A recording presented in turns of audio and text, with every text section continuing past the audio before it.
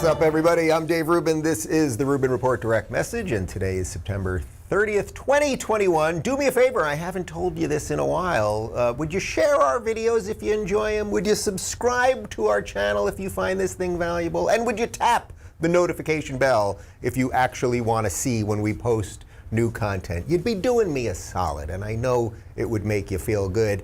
We are doing a Rubin Report Locals Q&A today. We got dozens and dozens of questions this morning. I only take questions from our Locals community members.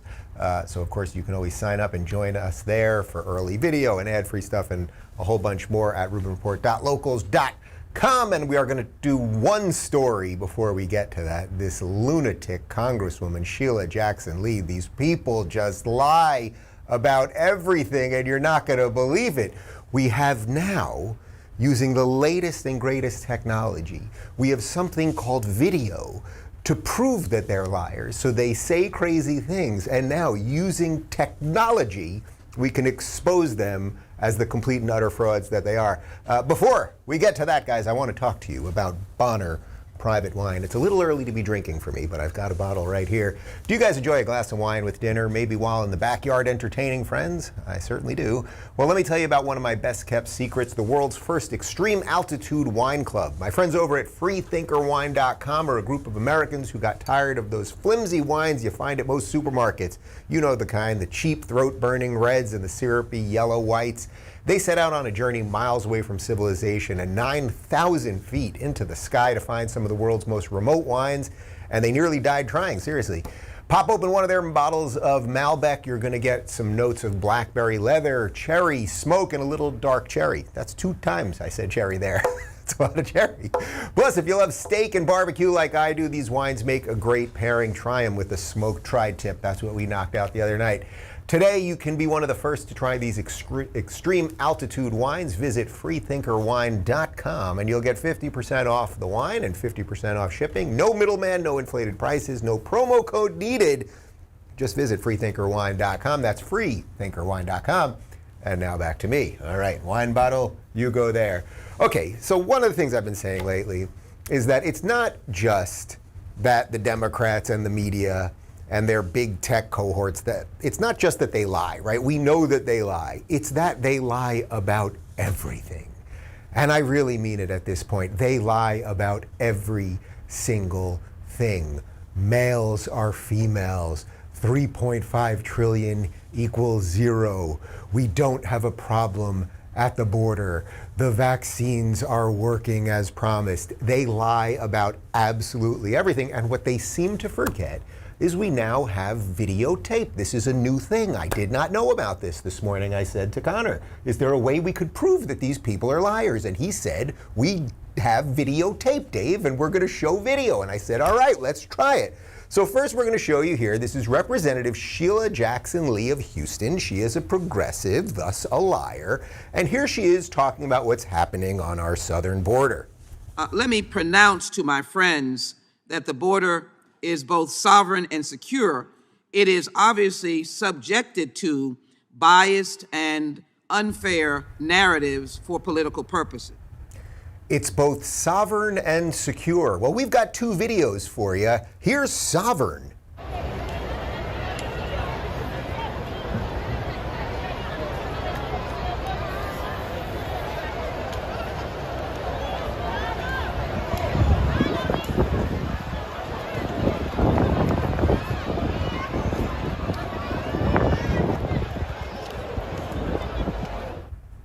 And here's secure. This is a wild situation to see from the air. We reported earlier that the FAA grounded our Fox News drones. We cannot fly those well. The troopers with Texas DPS are kind enough to let us go up in their helicopter with them to get a look at the situation at this bridge right now. Take them to 11,000 miles Mexico into Del Rio right here, and they are waiting underneath the international bridge, waiting to be processed by Border Patrol. Look at the mass of people down there. This time 2 days ago, there were just over 4,000 dam right here to walk across the Rio Grande and enter the United States illegally. Went up to the Rio Grande right here in a moment. This is Let's say you had a house or an apartment. I'm going to go out on the assumption that you watching this right now, you might live somewhere. You've maybe you're a homeless person and you've been given a free phone by our good Governor Gavin Newsom here in California. Imagine if there were thousands of people standing outside of your structure, whatever it might be, whether it's a shack or a house or an apartment or a condo, and they were trying to get in. And then occasionally you push them out, and then they kept coming. And then they were strolling over and they were taking stuff and they were rampaging through. And imagine there was also, supposedly this crazy pandemic, and they weren't wearing masks, and, they weren't vaccinated, and they weren't social distancing, and all of those things. Would you call that sovereign and secure? They're gaslighting all of us. They are extraordinary liars. So, Sheila Jackson, on this Thursday, September 30th, 2021, you are my liar of the day. And trust me, it was not easy. We had about 5 other videos of progressive lunatics. Let's play that Ayanna Pressley thing next Monday, all right? I mean, these people are psychotic, lunatic, crazy people. There's no other way to say it, and we have to disconnect from them. But I think I'm going to get to that in one of the Q&As we're about to get to. One more thing before we do that, I want to talk to you guys about Reliefband. Isn't all the news about vaccine mandates making you nauseous? God knows it's making me nauseous. We've all experienced that horrible feeling, whether it's car sickness, the result of one too many after a night out with friends, or even from the anxiety of accidentally landing on CNN while channel surfing. My God.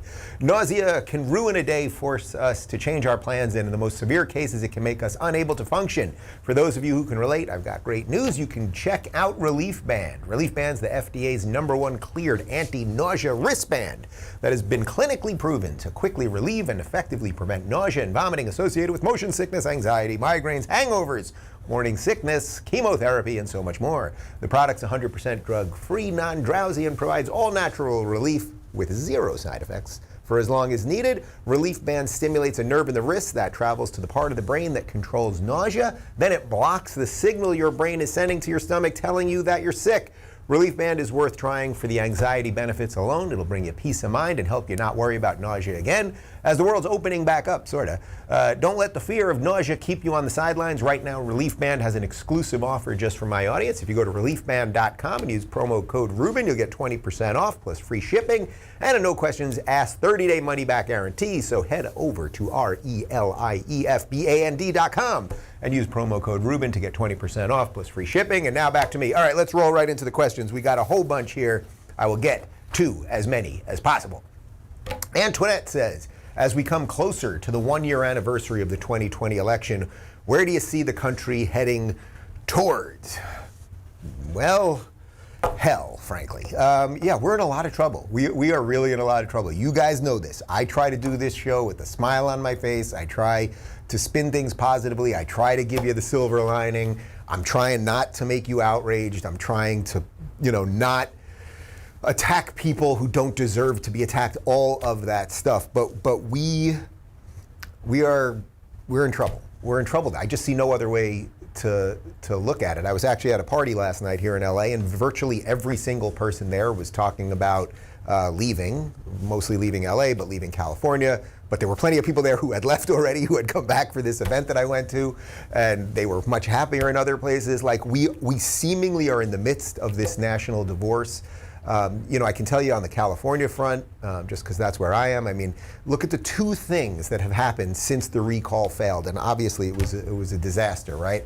The 2 things that have happened since then, 2 or 3 days later, they decide that in LA, if you go to restaurants, they're going to have a vaccine mandate and you're going to have to prove you're vaccinated. They decided that 2 days after, even though COVID numbers have completely bottomed out here. If I'm not mistaken, the week before, Michael, you can correct me on this if I'm wrong, the week basically during the recall, 1 person in LA died of COVID.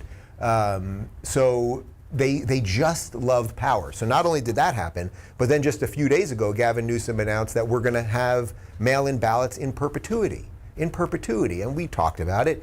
When you showed your envelope, if you were doing a mail-in ballot, all you'd have to do is show it to a light or your iPhone flashlight, and you could see who someone voted for. So you could have seen if they selected for recall or not, and whether they voted for Larry Elder or not, or whatever it might be. That in and of itself doesn't mean that there's fraud, but they're doing everything they can to make nobody trust the system. Nobody trusts the system. Right now in LA, thanks for that, LA is averaging 2 deaths a day because of COVID. It's about 80 and sunny every day in LA. I'm watching when I go to the supermarket these masked morons It's just extraordinary. It's just extraordinary. But anyway, I don't want to make this specifically about COVID. Your question is, we're almost a year from the election, and like, where's this all heading? Right now, it's not heading anywhere good, right? Like, we are seeing the Democrats and Biden, and it's really Obama behind him, and the ideas of communism and Marxism and collectivism and just huge government. We're going to take money and 3.5 trillion equals zero, boys or girls, all the stuff. It's all bursting forth. Nothing seems to be working properly. But that all said, the silver lining is that humans freaking find a way, right? It's like Jeff Goldblum in Jurassic Park. Life finds a way. And humans have been through communism, and we've been through Nazism, and we've been through socialism and all the ideas, the bad ideas of the past, and we always find a way, right? And maybe always find a way, it's like a lot of people die in that process too, and it does seem like everything's getting worse, and it seems like not only are vaccine mandates, being pushed on everybody, but they're not going to want people to be able to work if you're not doing what they say. I got an email from somebody. I'm getting so many emails right now from people about vaccines and how the mandates are affecting them. I got an email yesterday from somebody who's a hospital administrator who has worked at home for the last 2 years in his basement. He has not been to the hospital in 2 years. He was already working at home before lockdown started. It wasn't even because of COVID. He had decided to work remotely. 2 years in his basement, he is now being laid off. He is now being laid off, even though he doesn't work at the hospital, right? This is absolutely extraordinary and completely out of control. And actually, I think some of the other questions are going to get to it. But I sense we're in the midst of some national divorce. But the silver lining is that people, hopefully, whoever remains that is still thinking for themselves, and I know you guys are out there, and I meet these people every day, and I hear from you guys every day. It's like our ideas are being refined and they're being challenged. So it's making us all think more clearly about what we believe and what kind of life we want to live and where we should live and all of those things. So the big system is awful right now, but there's ways to pilfer goodness and clarity through that. That's what I'm trying to do. I think that's what my team is trying to do. I hope that's what you're trying to do. But look, if they want to shut down the government now and they think 3.5 trillion equals zero and all that, shut down the government. Go away. I don't need you people. We'll be okay without you. Talway says, with the current vaccine mandate included in the Democrats' budget bill that the Republicans are threatening to block by filibuster, what do you see as the honest condition of relations between red states and blue states being in 2022 and 2024? Do you see any avenue for healing, or is it just going to get worse? I mean, that's very much in line with the first question. But I sense it's just going to get worse. It's just going to get worse. There's a really unbelievable video going around viral right now on Twitter where one of the groups that's trying to make sure that DeSantis doesn't remain governor of Florida because he kept the state open and left things up to choice and let individuals make decisions for themselves. They have this ridiculous video. It's sort of a parody of the movie The Purge, trying to attack DeSantis for talking about things like choice, talking about things like the Constitution and freedom, and that we can't solve all your problems, we being the government, obviously. And it's like that disconnect between someone that believes the government should fix all these things, that disconnect between, if you think that a year and a half later, that now vaccine mandates for everybody and forcing companies to tell their employees that you better get injected with something or you're going to get fired. Like, if you think that that's good, well, we don't have a lot of middle ground on that, right? We don't. And so I do think things will just continue to get separate and get separate and get separate, which again, by the way, that's what the federalist system allowed for. That's the way we were set up, that the states were supposed to handle most of the stuff. But it will always come down to, and I discussed this with Tucker Carlson and many of my other guests, it will always come down to that the red states will be okay with that, basically. The red states will say, hey, we're going to take care of business. We're going to take care of our houses, right? We're going to get our shit in order. And the blue states are going to go, no. You can't get your shit in order. We want that shit. We want your productivity, because new businesses will be built in red states. And the blue states, well, they'll just crumble because they're going to get people who will not be experts in things. They're going to care more about diversity than education or medicine or science or any of those things. And it's just going to crumble and crumble. But one other thing on this real quick, which is that in the $3.5 trillion spending bill, there is some caveats where if companies don't force their employees to get injected, they could be fined as much as $70,000 a day, and it compounds day after day after day. It's unclear what size companies that would be and everything else. Look, I've got a small production company here with a couple employees. Imagine the psychosis that you would be under to believe that it would be my right to tell people who I work with, who are sitting in this room right now, yes, you must get injected with something, otherwise I'm going to fire you. Like, what right would I have to say that to them? That's absolutely insane. I thought we were against slavery. I mean, call me old school, guys, but I'm against slavery. You guys aren't my slaves, right? I have no right to tell them what they can do with their bodies, what they should do with their bodies, and tell them what they should be injected with. If you aren't feeling well, don't come to work, all right? Can we agree on that? All right, that's it. Let's move on. Sally says, do you think that the vaccine mandate is just a way to eliminate the free thinkers from schools, military, and medical community, and will it backfire? Yes, I do. It's becoming very clear. American Airlines is firing thousands of people right now.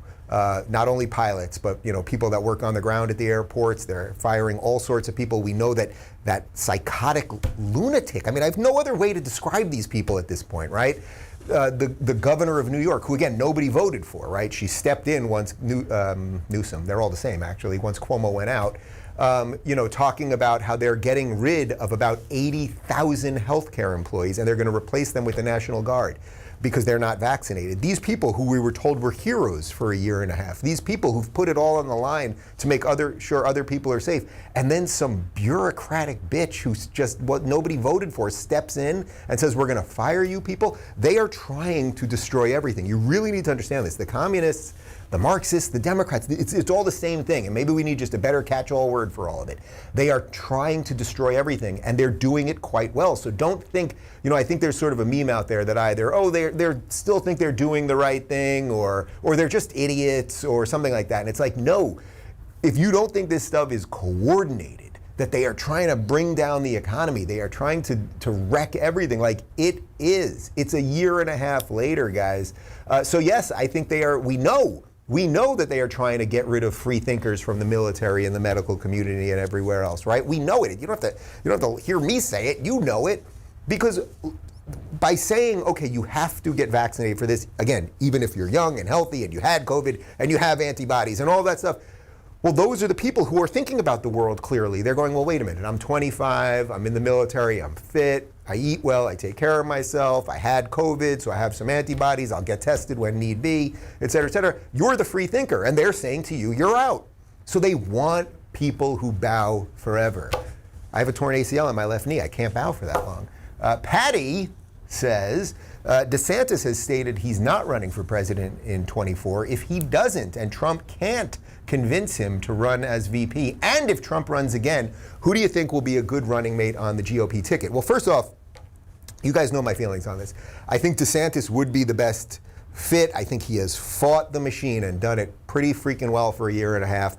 I think he has enough of the Trump energy. I think he has the right ideas. I think he's 43 years old or so. He served in the military. Like, this is the guy that it should be. If he does not, then they're going to have to make some decisions, because there's a whole group of other people that I think are quite decent. I think Nikki Haley obviously is decent. I think Tim Scott is decent. I think a whole bunch of interesting people could get involved. That's one thing.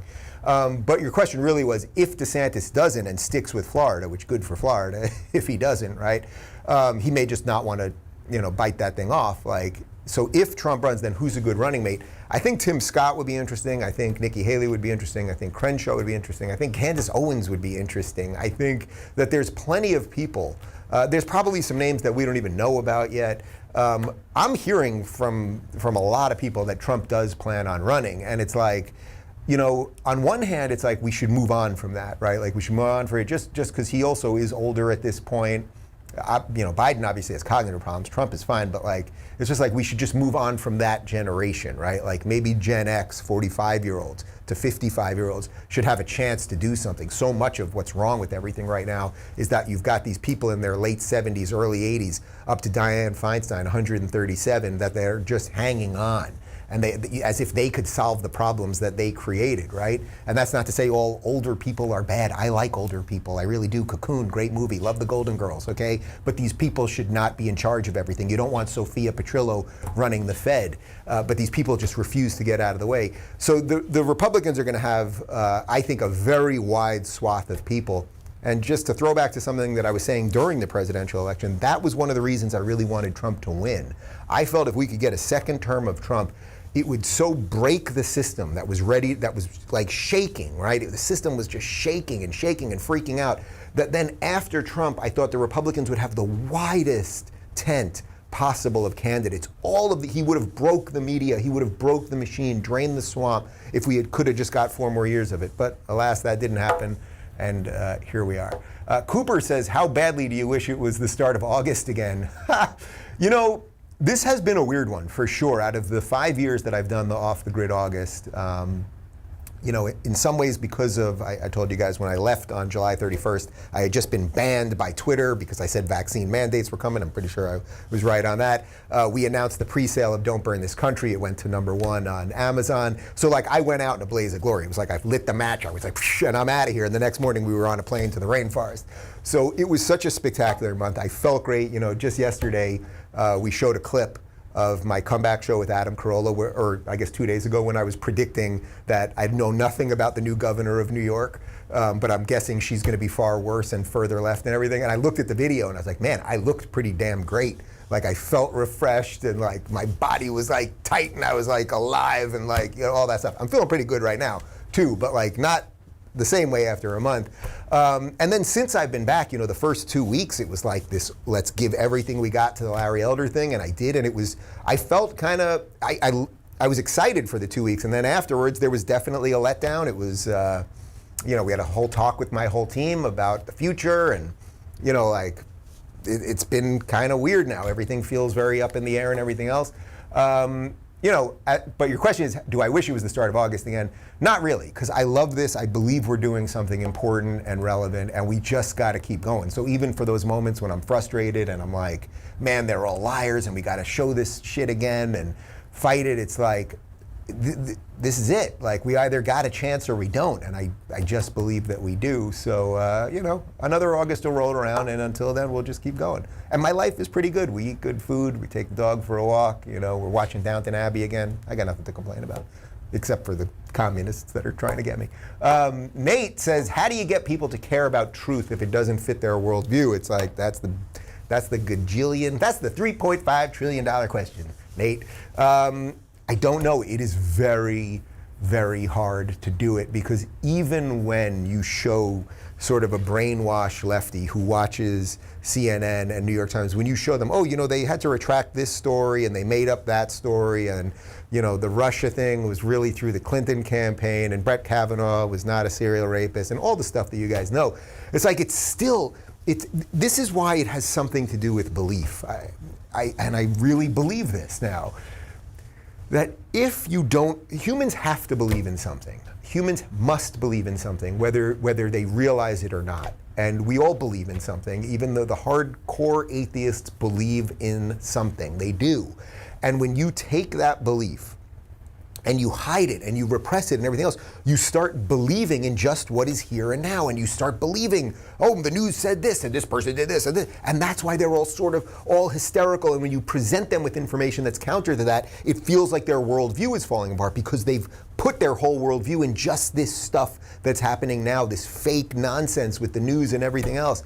And that's why if you believe in time-tested things, if you believe in, let's say it's the stories of the Bible, and whether you believe them literally or figuratively or as metaphors or allegories, whatever, like if you believe in something outside of yourself, something about the human experience that over time we've taken good stuff, we've made new stuff, and we keep moving forward.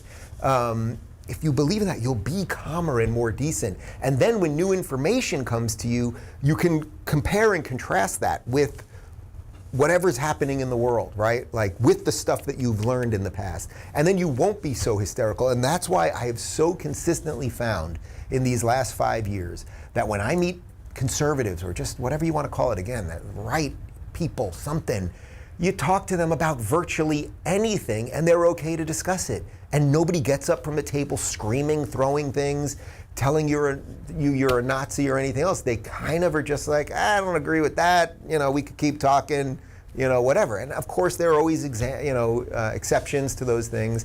But it has something to do with belief. Joe says, how is New York City and what has changed most about it since COVID and since your childhood? So as I think most of you guys know, I was born in Brooklyn in '76, before it was like hipster Brooklyn, when it was still old school Brooklyn. Lived there for my first couple years. I grew up in Long Island, which is the suburbs of New York City. And then I moved to New York City in 2000, right after college, basically. So I was in New York City for 9/11, and then I lived there for about 13 years until I moved to LA in 2013. So I've really only lived in New York and in California. And New York City, I had great grandparents, and my grandma lived in New York City, and a lot of extended family in New York City. Everyone has either, well, a lot of them are dead, but everyone else has fled at this point. I do have one distant cousin still in New York City. But New York City's weird. We spent a week in New York City, and Midtown, which used to be just teeming with people, and that was what New York City was all about. And if you can make it here, you can make it anywhere. Like that thing, everyone jaywalking, smacking into each other, people pushing carts and yelling and fighting, and the hot dog guys, and every person of every color and persuasion, everything else. Like that thing in Midtown from, say, like, I don't know, about 30th to like maybe high 50s. More on the west side, like a lot, but even east side too, Grand Central, like that, it's very light there, and there's police everywhere, every corner, like 4 or 5 policemen standing there, a car with lights, like barricades and things like that's very, very creepy. That being said, I saw way less people with masks than I thought. Most people, a huge percentage of people, I would say 90% of the people were not wearing masks. And when you went to the more residential areas, so I went back to the Upper West Side where I used to live, I went down by Chinatown and Little Italy, and when you go to places like that, that's a little more touristy down there, but there was life. The streets were full. You wouldn't have really known that there was a problem. And as I said the other day, if you walked into stores, nobody said anything about a mask, at least to me. One restaurant that we did go out one night, I went out with Douglas Murray and Greg Gutfeld and my brother, and they did want to see a vaccine passport, but then about 9 o'clock, the doorman walked away and people were coming and going. Like, it's all just like this silly game. But basically, I would say I was pretty freaking enthused about the city. And that really made me realize when I came home to LA, like that contrast. Where LA, it's like everyone here is still a clone, and people are masking while walking their dogs, a huge percentage of these people. And in New York, there's still like a fighting spirit, like that old school New York, like, don't F with us spirit. And that was really great to see, really great to see. Storm says there was a city assembly meeting last night for another mask mandate and 3 people were arrested. Do we need to get comfortable with the idea that we will be getting arrested for protesting for our rights? So I'm not sure of the specifics of where you're talking about, but quite possibly. There's a lot of really horrific videos coming out of Australia specifically, where people are literally walking their dogs. People are just walking out of their apartment complexes and being assaulted.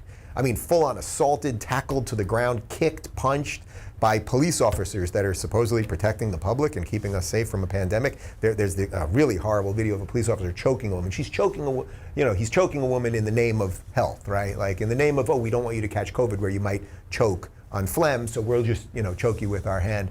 But that's happening in Australia. You'll never see that on CNN. Why is that? Why wouldn't they show that there's upheaval in Australia because people are fighting for their rights? Why don't they show you about the churches that are being closed in Canada and the protests that are happening over there? Why? I'm gonna have to think about that. Can you make a note of that? I'm gonna have to think about that one a little bit. So we may have to get used to the idea that good, decent people are gonna have to protest. I would always say protest peacefully, right? We're gonna have to protest peacefully, and we're gonna have to go out and about our lives.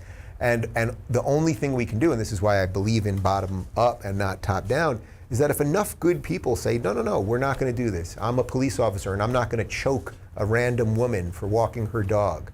I'm a restaurateur and I'm not going to deny someone's service, a young, healthy person's service just because they don't have a vaccine mandate card or whatever it might be.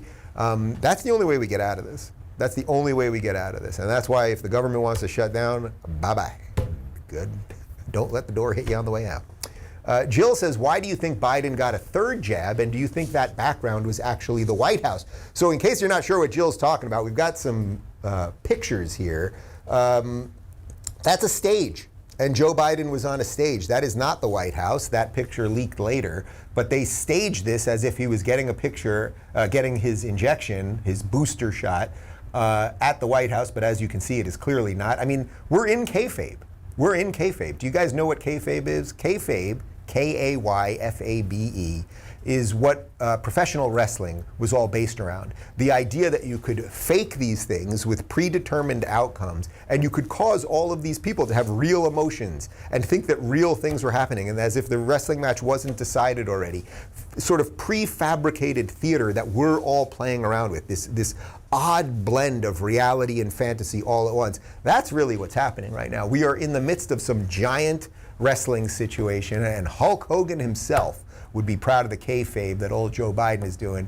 Let's put that picture back up for one more second. I don't think we have the close-up there, but you should find the close-up of Joe Biden, because he's got an extremely hairy arm, and I don't know if that's a side effect of the COVID vaccine, if it can turn you into a werewolf, but it's a disturbing, disturbing picture, and I leave it up to you. We didn't show it to you here because we want you guys to we tell you things and then you make the decision. You should consult with your wife, maybe your doctor. Do I want to see old Joe Biden's hairy arm? That's completely up to you. Just to be clear, I don't know if that picture was actually in the White House on a set or if it was just in another place altogether, but it's a set. Do you see why that might be a problem? It's all fake. It's all fake. Sherry says, we've seen a few slightly negative Main Street news segments on Biden in the last few weeks. Why do you think they're doing this? Well, because even for the most brainwashed, even for the most blue-pilled, there has to be the tiniest, thinnest veneer of objectivity by the media. So it's like, look, if Trump was president and we left Afghanistan in this disaster and the COVID situation was whatever they're claiming it is right now, or the border was a freaking disaster like it is, even though, we're told it's sovereign and secure. If any of these things were happening, we'd be in the 12th impeachment already, okay? So I think there's a million reasons that they could probably impeach Biden already. I don't even think Biden's the president and all that stuff. You guys got it. But why do I think that they're having a couple articles that slightly leak out negative towards Biden? It's because they need it. They need you to be somewhat, you need to be able to say, but I did see something in the Washington Examiner that did say that he was something. Like, they can't completely lie to you about everything at 100% perfection because it would be too clean, right? So they need the crime scene to have a little bit of blood around, otherwise it would be too obvious. And I think we got one more. We're doing one more. What do you think? Yeah. Philip says, since college football is back, do you and David Janet support the same team, or do you have what we call in the South an interfaith marriage? Also, what's your opinion of the F Joe Biden chants in these college stadiums? I really don't watch current sports anymore. We really don't. David went to Penn State, so he's a big Penn State guy, and occasionally he'll find something if they're playing, although it's been quite some time on that. But obviously they're a great football program. But I just don't watch current sports anymore. As far as the F Joe Biden chants, you know what? It's just fine with me. Just fine with me. People are frustrated, and if you're in a group of people and it moves you to chant F that guy, guess what? You're allowed to do that in the United States of America, at least for now, right? Like, at least for now. All right, guys, I got to wrap because a little later today at 2:30 Pacific, I will be on PragerU's Will and Amala Live, which is their new, is it a daily show they're doing over there? It's daily. A new daily show they're doing over there, and we're going to be talking about a new documentary that I took part in. It's called Restricted, How Big Tech is Taking Away Your Freedom, which you can watch right now at PragerU.com. And it's all about the stuff. What has big tech done to us? What do they plan to do to us? And what about all the stuff we don't even know they're doing to us? And I share my thoughts on those matters. Part 2 of my interview with Jack Posobiec's up. We're talking all about firing people because of vaccines and everything else. And then we get into some stuff about China and a whole bunch more. The full episode is up completely ad-free at rubinreport.locals.com. And tomorrow it's an IDW reunion. Remember the IDW, where a group of about 20 or so people from all over the political spectrum, we tried to solve problems and it pretty much fell apart. I think there's several reasons for it, and a lot of people just kind of went off the deep end, but a couple people are still fighting for the right things. Well, we're doing a little reunion. We got Gad Saad, we got Michael Shermer, and I believe we have Peter Boghossian. Is that not confirmed? Not confirmed, but if not, we will have a third member of the IDW tomorrow. That'll be our Friday show. That's it for me. Have a good day, everybody, and get out there, see what happens. Okay, goodbye.